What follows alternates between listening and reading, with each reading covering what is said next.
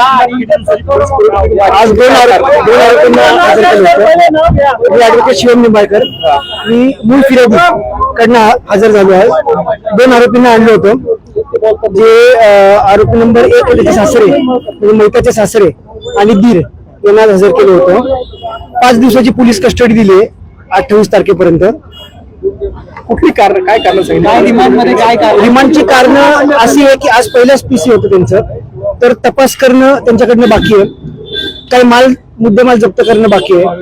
परत अजून कुणी मदत केली हे पण तपास करणं पोलिसांना बाकी आहे, ते पण कारण पोलिसांनी सांगितलं. अजून त्याच्यामध्ये कोण कोण अजून आरोपी निष्पन्न होतील का त्याचा पण तपास करायचा आहे. त्याच्यासाठी पण कारण पोलिसांनी मागितली आहेत. आणि असं करून निर्भर कोर्टाने पोलीस कस्टडी एक्सटेंड करून 5 दिवसाची पोलीस कस्टडी 28 तारखेपर्यंत दिलेली आहे. रिमांड कॉपीत काय काय आहे? हे रिमांड कॉपी मधलेच कारण आहेत की त्यांना तपास करायचा आहे, मुद्देमाल जप्त करायचा आहे.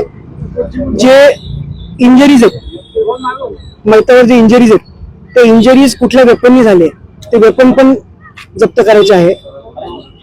आणि या सगळ्या गोष्टीचा तपास पोलिसांना करायचा. एक नवीन कलम पोलिसांनी ऍड केलेलं आहे याच्यामध्ये, नेमकं काय ते आहे आणि त्याच्यामध्ये याच्यामध्ये एक नवीन कलम 118चा ऍड केलेला आहे. 118 मला वाटतं 1चा ऍड केलेला आहे कलम. याच्यामध्ये तपास अजून चालू आहे.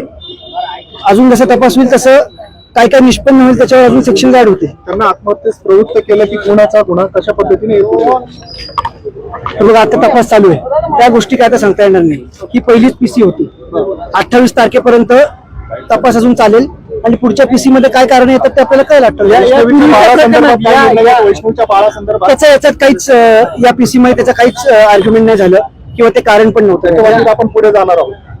त्याच्या बाबतीत आता मला काही सांगता येणार हुंडा दिला होता, हुंडा रिकव्हर करायचा आहे का पोलिसांना? अजून हुंडा रिकव्हर करायचे. फॉर्च्युनर गाडी रिकव्हर केलेली आहे. बाकीचे अजून काही जे गोष्टी आहेत ते पण रिकव्हर करायचे आहेत. यापूर्वी ज्या 3 जणांना 26 पर्यंत कोठडी मिळाली होती त्यावेळेस काय झालं आणि या दोघांची परत 28 पर्यंत होऊ शकते? त्या तिघांची पीसी ऑलरेडी 26 तारखेपर्यंत त्यांना पीसी दिलेली आहे.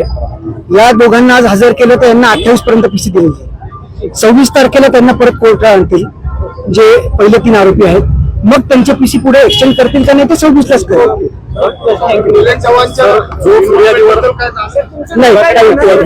ऍडव्होकेट शिवम निंबाळकर. फिर्यादीवरती आरोप केले जात आहेत की आत्महत्येसाठी प्रवृत्ती